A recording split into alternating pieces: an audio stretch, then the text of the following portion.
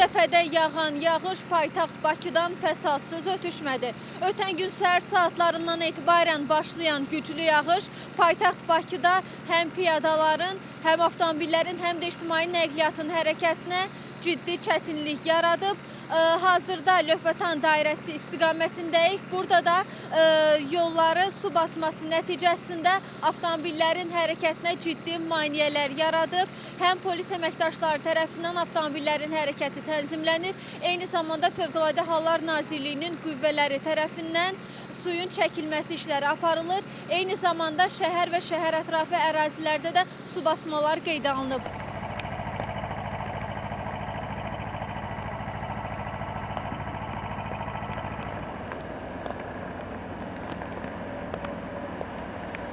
Fövqəladə Hallar Nazirliyinin 112 qaynar telefon xəttinə bəzi ərazilərin su basmaya məruz qalması və bəzi fərdi yaşayış evlərində vətəndaşların köməksiz vəziyyətdə qalması ilə bağlı məlumatlar daxil olub.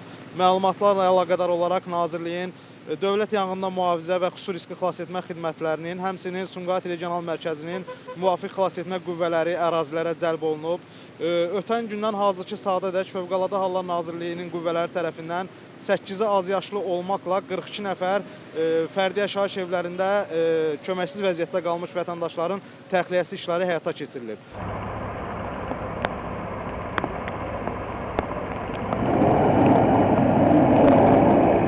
Bundan başqa, intensiv yağış nəticəsində Sədərək Ticarət Mərkəzini də su basıb. Yağıntı nəticəsində bəzi ticarət obyektləri suyun altında qalıb. Düşən yağıntı miqdarı ilə bağlı Milli Hidrometeorologiya Xidmətindən bildirildi ki, həm sutkalıq, həm də aylıq yağıntı üzrə rekord göstəricilər qeydə alınıb. 1988-ci ilin martın 21-də Bakıda Bakıxanın yarımadasında sutka ərzində düşən yağıntı miqdarı 36,8 mm olub və bu aylıq normanın 156%-ni təşkil edir. Bu ilin martın 27-sində isə sutkalıq yağıntı miqdarı 120 mm qeydə alınıb. Bu da aylıq normanın 508%-nə bərabərdir. Aylıq göstəricilər gəldikdə isə 1988-ci ilin mart ayında ümumilikdə Bakıda Bakıxanın yarımadasında 83 mm yağıntı düşmüş və bu aylıq normanın 352%-ni təşkil etmişdir. 2026-cı ilin mart ayının ötən 27 günü ərzində isə düşən yağıntı miqdarı 128 mm olub ki, bu da aylıq normanın 542%-ni təşkil edir. Beləliklə, həm sutkalıq, həm də aylıq yağıntı üzrə rekord göstəricilərin yeniləndiyi qeydə alınıb. Qeyd edək ki, yağıntıların 29-u gündüz saatlarından etibarən tədricən kəsiləcəyi proqnozlaşdırılır. Yağışın fəsadlarının aradan qaldırılması və vətəndaşların müraciətlərinə baxılması istiqamətində Daxili İşlər Nazirliyi əməkdaşları tərəfindən də operativ tədbirlər görülüb.